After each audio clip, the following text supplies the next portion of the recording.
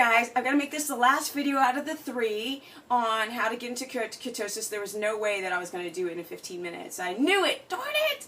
Darn it. Ah, God. Energy, energy, energy, energy, energy. I'm so stoked. This is the business. I forgot to share it in the last video, but this is what being in a state of ketosis is. I want people to see this is no cardio. This is a high-fat, 80% fat diet or lifestyle, I like to call it. And this is at the age of being 46, almost 47, with a knee injury. Because I used to be a pro skateboarder on those big ramps. I digress. Here we go. Last video, I pulled out a bunch of products, and one was Kerrygold butter. It's like when people are like, well, what kind of fats? And I'm like, you can cook with this. You can put the coconut oil virgin into teas. You can pour it as a salad dressing. It's clear in the summer and it's solid in the cold weather. That's why it's a stable fat, because it can endure heat and cold. And this is MCT oil, which is great for keto adaptation. I definitely think this and coconut oil and the Kerrygold butter or ghee is the 3 essential kind of oils that you can use to get into a state of ketosis better. Okay, so here we go. That was the last video. I spoke about those products, and I spoke about doing a quick review that this is how many carbs you can have every 2 to 3 hours. This much, teaspoon, 4 gram. That's what's safe. And I pulled out this big bag of greens to show you that you can have big, like 2 cups and still be around 1 carb. A carb and like 1.5. Nothing. So you can have veggies all day long as they're not sweet veggies like onions and carrots and corn and sweet peas and things of this nature. And watch your kale. Too much kale can be a little problem. Okay, here we go. So this is business, and I'm going to go and try to finish this series on the basic principles of keto adapting. So I'm just doing a review. It's time to do another review. And I've learned so much more even from the first video, and that's like 7 months ago, because every day you learn something new. I've been keto coaching over 100 people via Skype. I put together keto plans, and then I keep you on board and keep you on step afterwards to make sure that you understand the keto flu, you understand stress management, you understand the dietary protocols with your macronutrients and like the timing of them and the types of foods. Here we go.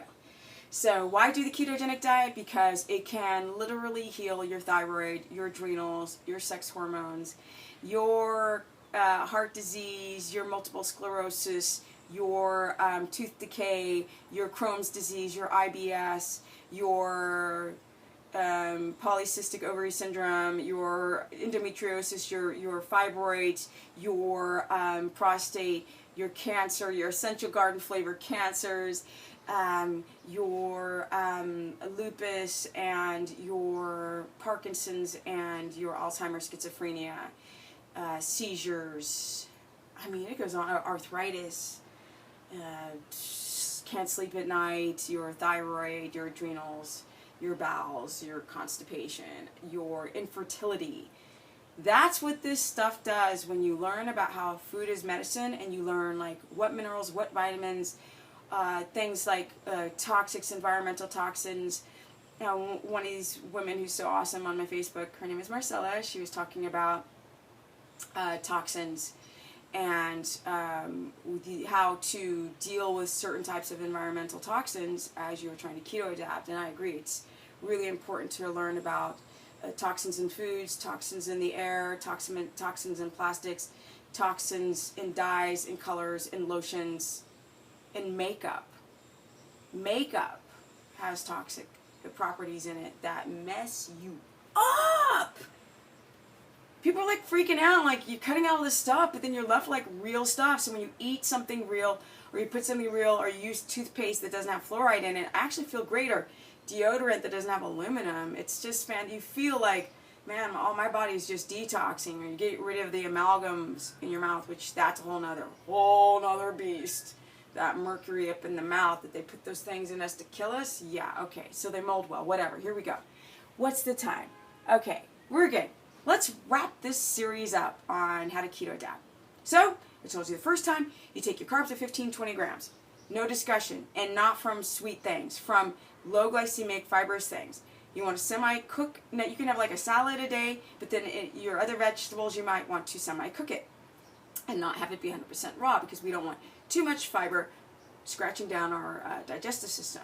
We want to up our fats. How much fat? As much as you can go, because those fats that I presented are all good, healthy fats that we need, because we've been lied to. Egg yolks, fantastic, from pastured, organic, cage-free eggs, free range, all of that. People have this concept that fat is bad, so they're really afraid that they're going to have heart attacks. Well, what they really don't know is that the carbohydrate is an inflammatory response, and then your body sends out the LDL, the taxi cab, for the cholesterol to jump on to spackle and fix inflammation. But it is not literally your cholesterol, because you guys don't understand that 85% of our cholesterol we manufacture ourselves in our liver. We only get 15% from our dietary cholesterol. That's not the damage. It's the sugar, because it's an inflammatory agent. Yeah? And so from some of those people that are really lean and eat a lot of carbs, they've got efficient fat cells. But they don't have the potentiality to get rid of the insulin. And over time, that's also caustic and damaging to the body. But because they're young, they have no idea. And then one day, bam! They start having health problems. Okay, so cut down the carbs, up your fats, and moderate protein. You can't eat too much protein, because what your body cannot synthesize and metabolize and use will be reconverted back into sugar. Now you're going to have that problem of too much sugar in the body. The brain is trying to decide between sugar, fat, sugar, fat, sugar, fat. Well, sugar is its crack. You guys have been doing damage your whole life, and all of a sudden you're going to cut out the carbs and think you're going to adapt? Hell no, it could take 3 months. But once you hit that 3-month sweet spot, or for some it can be even longer. But once you hit that sweet spot, you got the business. Damn, that's what happens. So that's what happened to me on no cardio, busted knee, and I'm past 45, 46, 47, and soon to be 50, and this is the by-effect of ketogenesis. Now, people say, can anyone adapt? And I go, yes. Anyone can adapt. But you can't adapt unless you get rid of all the fires in your body. And all the stress. I'm not stressed. I'm like, yeah, we're all stressed. Because if you read a book too long, if you look at television, if sounds and toxins are all stress to the body that you're not thinking about. What if you're estrogen dominant? What if you have low testosterone? What if your thyroid's been taxed from years ago? What if you were a smoker years ago? What if you drank alcohol? What if the glucose in your body created some inflammatory responses that they're not gone? What if your liver's clogged up? What if the gunk in your large intestine is still hanging out? You are still under stress. Period. Do you have to reevaluate all those things? It doesn't matter if you try to do the non-BS diet or not, because that's what I'm calling it. Non-BS diet. But for other people that like to put titles on things like keto coaching, which is what I do, which sounds kind of corny, but you know, you got to put some stupid label on it or people won't understand. So I call it the ketogenic diet, aka non-BS diet. So what do we need to consider? We need to consider stress. Stress produces cortisol. Cortisol is not an enemy, but it can become our enemy in excess. We need cortisol to wake us up in the morning. So if you find yourself sleepy in the morning and awake at night, you're screwed. Your hormones are out of whack, because there's no such thing as a night owl. There's no such thing as I do better at night. It's because your hormones, or I write better at night. Well, that's because your hormones are screwed up. And then you can't function in the day. You need to slam coffee. What's wrong with the coffee? Everything. It puts stress on your adrenal glands. Now, if you don't have other stresses, then you might not have that overload of adrenal stress from coffee. But who doesn't? We're living in the modern time, yo. We're not living out in the tundra.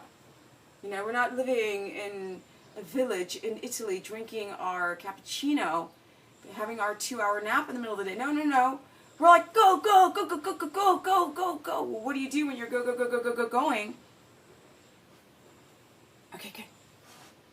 And you're not eating your teaspoon of glucose every 2 hours, because if you don't get a supply of energy, if you're non-fat adapted, which is what I am, which is the whole point of this video series, is use fat as fuel because it's slow burning.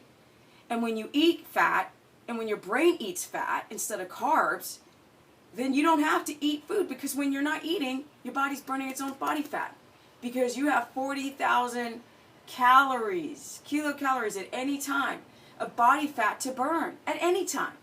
So you're never starving. in ketosis. If you're not in ketosis, which some people never reach it because they don't get the flames out.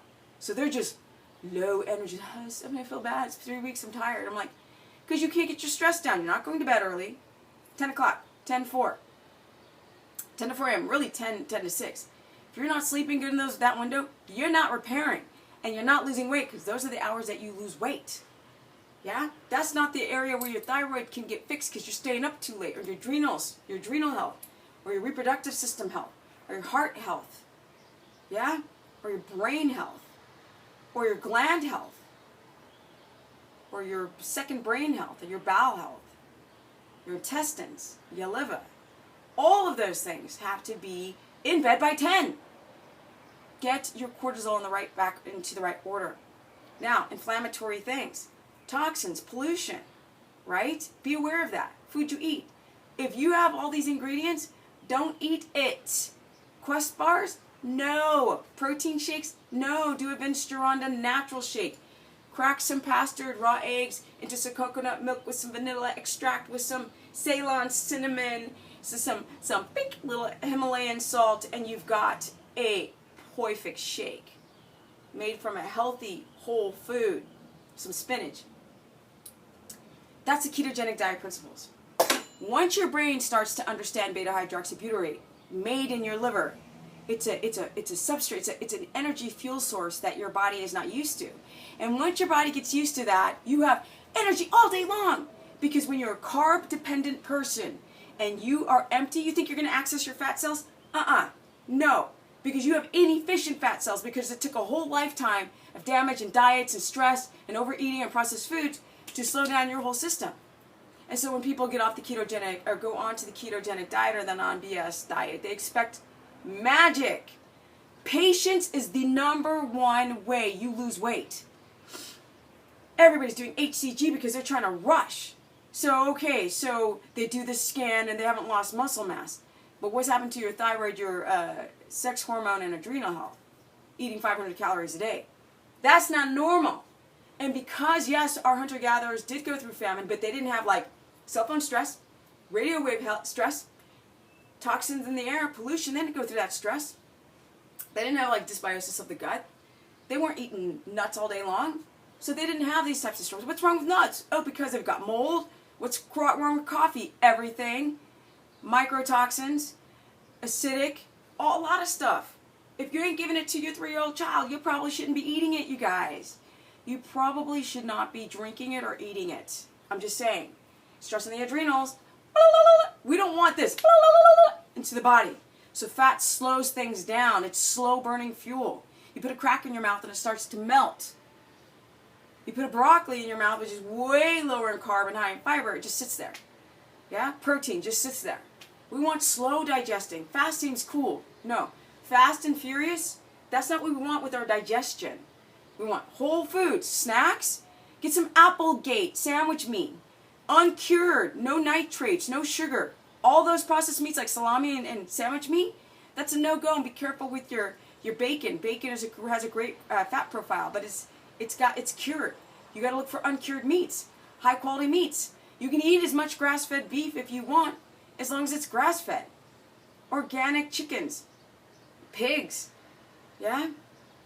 Even though some people don't like to do the pigs because of the parasites and because of the viruses, but I digress. That's a whole other subject. Turkey, fish, small fishes, mercury, be careful. Mercury in fish, I'm just saying. Crap in our oceans, just saying. Can you get muscle? Yes. Yes, I gain, and I got seconds. So go to stephanieperson.com. I do keto coach.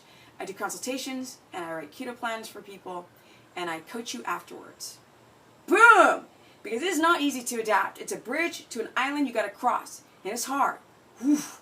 But once your brain becomes not addicted to the crack anymore, and it becomes addicted to the fat, boom! This is the effect. And you've got energy for days. Energy, energy, energy, energy. So you guys, you got to clear out the flames in your body. You've got to get your brain not addicted to the crack anymore. And then when you cross that bridge, by upping your fat, then you can lower your fat once you're adapted and intermittent fast. And only until you're highly adapted do you fast. That's it, you guys. Boom, boom, boom, boom, boom, boom, boom. I'm stoked. And go to stephanieperson.com Stephanie the business person because my other Facebook is stuffed. Bam!